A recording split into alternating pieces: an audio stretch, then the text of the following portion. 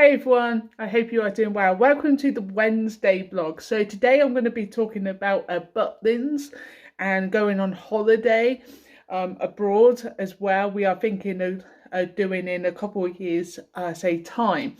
So I'm really looking forward to going to Butlins in May half term. We've never been in half term before, so I want to see what that is like, how busy it is for Matthew, what kind of like activities they have, and also like what we think of it like in the May half term, because a lot of the time we go in September because it's less busy, but we also miss out on a lot of like entertainment which is not on in September. So we have been to all of the resorts. We've been to Bognor, we've been to Minehead, and we've been to St. Ness.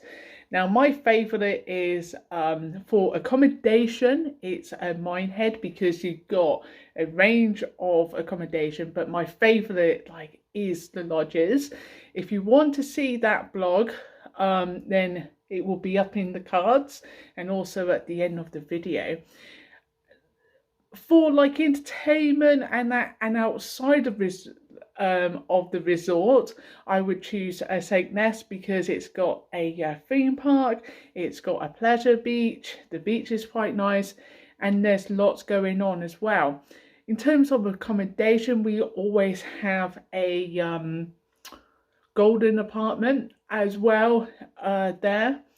And as for Bognor Regis, we went there last December because of the hotel. We wanted to experience taking the kids to the hotel, see what Matthew thought of sharing a room with Rebecca, which didn't really turn out very well. If you want to see that blog, it's up in the cards as well. I will link it, or it will be at the end of the video. So we are going to St. Ness in May half term. Really looking forward to it. It is going to be one of those busy holidays where we get to do a lot of things. We now go half board, which is a breakfast and evening meal, and this works really well. It means that we don't really need to worry about cooking or nothing, which is always good. Sometimes we have lunch and other times we don't, because Rebecca is always busy wanting to go on rides, and Matthew is quite happy to chill, go on rides and chill and go on rides, and just walking and just chilling a lot. Chilling and watching his YouTube is really important to him. However, we have lots of activities that we do with him, including swimming and going on fair rides, and he really enjoys the rides that go round in the circle, spins around, so like the teacups and stuff like that.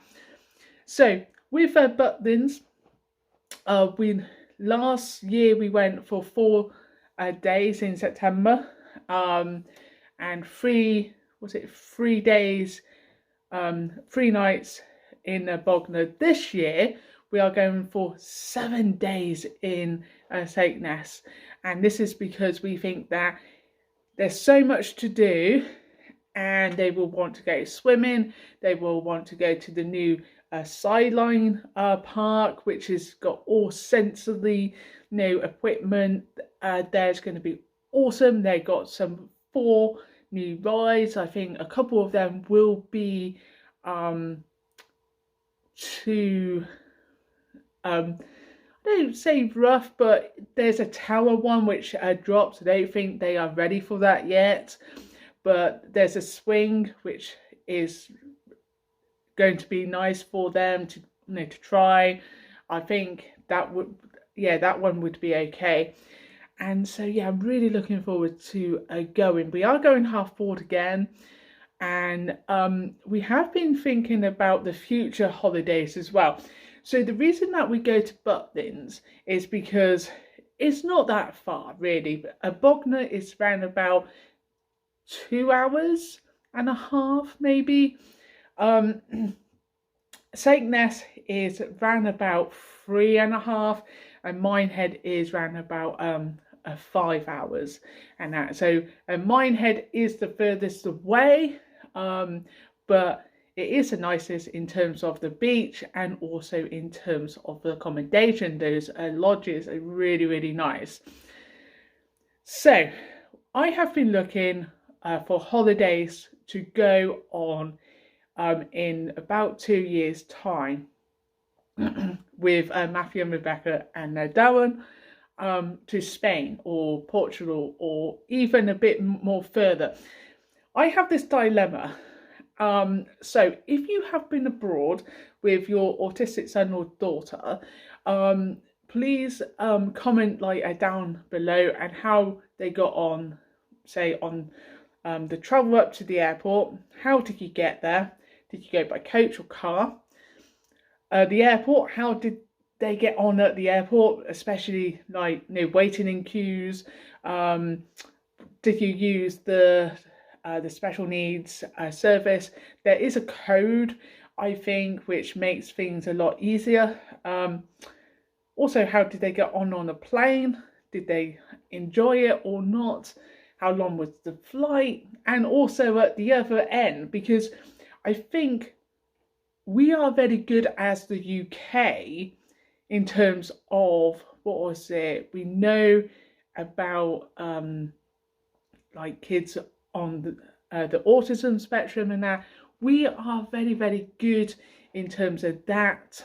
However, what about when you go to Spain or France or somewhere? What is it like over there? So if you've been, comment below. I would love to know from you. And so yeah, I've been looking at places, and what we have found with our son Matthew is that he likes his own space. So it's very important that we find a free bed apartment or hotel room.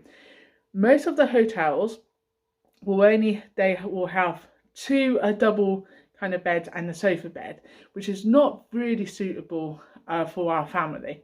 Now, when I was a kid, I didn't mind sleeping on the sofa. My brother didn't, and it's but when you have children with autism and they want their own space, it's very important that we try to accommodate that. Otherwise, there's going to be sleeping issues and stuff like that. So, out of all the holidays on Chewy, we found 2, possibly 3 accommodations, and a travel agent who is very good found 2 as well. So we got about 5 in total. So we are looking at these, and they are all inclusive. So your breakfast, lunch, evening meal, and all your drinks and ice cream. Now, Matthew is a very fussy eater. I'm hoping in 2 years' time that he will be eating a little bit more meat and veg, including junk food like pizza and stuff like that would be amazing. Because we pay for him to, when you book with Butlins, and it will still be the same with when we go away, all inclusive, you are paying a set amount for all the food and drink. And Matthew will probably only have maybe toast and stuff like that. He doesn't drink. He might be able to get a juice and that, but he doesn't drink pop or nothing, or eat ice cream. But who knows, in 2 years' time, that may be kind of different. So I'm looking forward to planning the holiday. I think once we've chosen the destination and the accommodation is good, I will then be looking at the airport, whether to go by car and to pay, or whether to go by coach.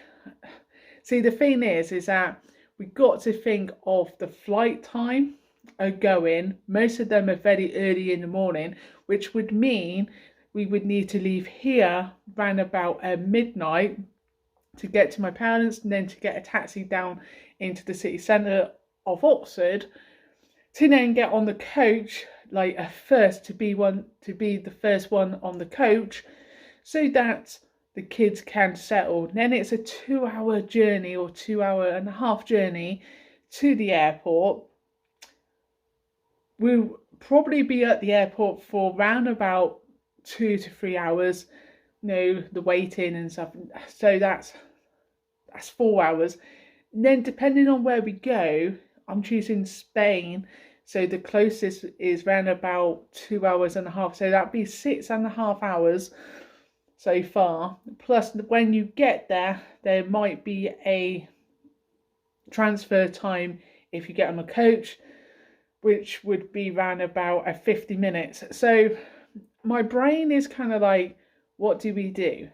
Do we pay for the parking, which can be over the £100 for the secure parking in actual like a Gatwick, probably be near about £200, because the coach will cost over £100 anyway, for just me and Darren. So I'm thinking to myself, I know we got to pay for the fuel up there, but they'd be able to sleep maybe on the way up, and that we could leave a bit later. So it's all going through my mind, but I have time to kind of figure it all out, and to make this special holiday it will be 2025, a very special one, because they will be 9 years old, because they're 7 this year. Next year they will be 8, and I've always said that I wanted to take my kids away abroad to Spain when they're around about 9 or 10. And as Matthew, his like autism, he's a very calm, child. He can have meltdowns, but generally, like, if he's got his food, drink, and like iPad or like telephone with YouTube on, he's absolutely fine. So we have to make sure that he's got all those things. Then I'm thinking, can we take a food, like I say, with us? We know we can put food, our crackers in, say, the suitcase. That's absolutely fine. However, we need to take some for the plane as well. So it's finding out whether we can do that, because we need to have a juice, and you can't take anything over 100 mils. However, we need to make sure that they sell the blackcurrant or something, because he does drink a lot. There's all these questions, about the changing, because he's still wearing nappies. We're hoping in 2 years' time that he will be toilet trained, but who knows where that will be. We'll have to wait and see on that. So if he does not need nappies, it will be easier. And if he does need nappies, we will take, the nappies with us. If you think about it, like I have, a week is not long. So you got, the first day you are traveling, say, most of it, okay? And then you got, so say if we travel on the Monday, basically Monday is already gone. So it's Tuesday, Wednesday, Thursday, Friday, then Saturday. Then on the Sunday, we actually will be coming back. So on the last day, the 7th day, we'll be traveling back home. And that. So it's only really kind of 6, or say 5, you may as well say 5 days, where we will actually be in the resort. Now, in terms of the resort, we want to be close to a beach. We want the hotel or apartments to either have slides or a water park nearby, because they love swimming, and they need a kids club. I'm also looking at very specialised holidays where they cater for children and adults with disabilities as well. However, I haven't found anywhere yet. So if you do know any, then please let me know in the comments. I really hope you have enjoyed this video, and yeah, like tell me your experiences in the comments and that, because I'm very keen for us to explore more about going abroad with the kids. I know Rebecca will be absolutely fine, but we will get, are we nearly there yet? Where Matthew, he changes every year, like most kids. So I'm hoping that he will still be that chill little boy before he becomes a moody teenager, because teenagers, they are a bit moody. And so for the next year, we will be going to Butlins, and then after that, my plan is to now be planning this holiday 4-week in Spain, and kind of making sure that we get everything in order, that we can get on the coach first, we can get on the plane first, and that Matthew has all that he needs for a calm trip. The last thing we want is for him to have a meltdown on the plane. I think going up in that, he will be absolutely fine, because he does enjoy kind of roller coasters and that. So I think on that part it will be fine. It'd be the popping ears, which I'm not too sure whether he will be drinking his drink. And again, with Rebecca, it could well be we have a few issues with her. So yeah, let me know in the comments what you think. If you got any tips or tricks about going abroad, on the plane and that, then let me know. And yeah, thank you for watching. This video wasn't really planned for today. It was planned for next Monday. However, the video that I done, I decided not to put up, so I decided to put this one up instead. So I hope you have enjoyed it. Give it a like, because it will help us with the YouTube algorithm and get more people to watch the video. And also, if you haven't already, subscribe to the channel, and I will see you very, very soon. Take care and have a lovely day or evening. Bye for now.